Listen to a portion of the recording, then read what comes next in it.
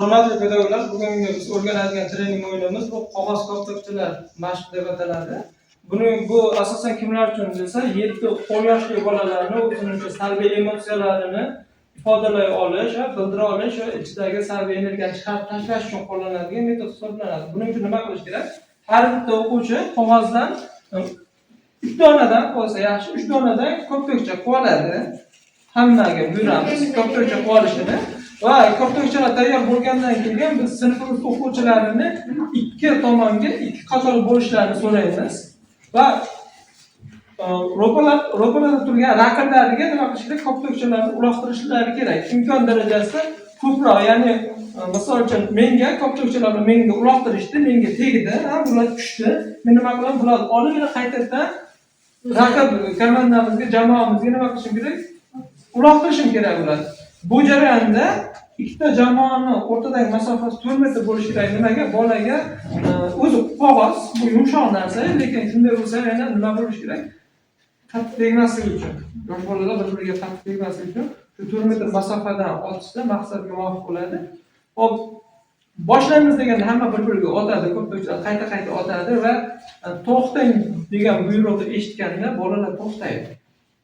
Va shunda biz qaysi jamoa tomonidan kamroq koptokchalar qolgan bo'lsa, shu jamoani g'olib deb topamiz. Asosiy yana bir marta aytaman, bundan maqsadimiz hech qanday ta'limiy didaktik emas, emotsional. Odamimizda yashiringan g'azablari bor, alamlari bor. Shu narsani chiqib ketish uchun nima qilish kerak? O'zini raqib jamoasini yaxshi qorbo'rab qilish kerak qog'oz bilan. Demak, hozir bajarib ko'ramiz birgalikda. Tayyormisizlar? 1, 2, 3.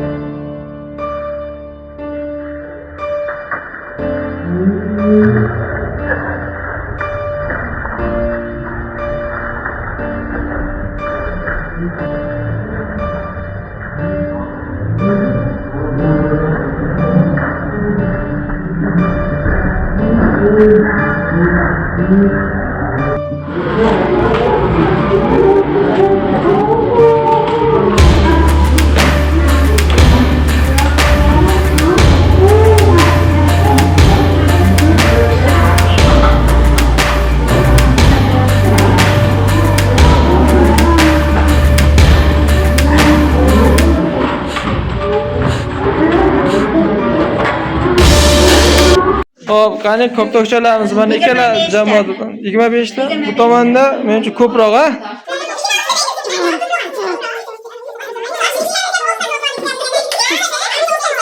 Nechta ekan?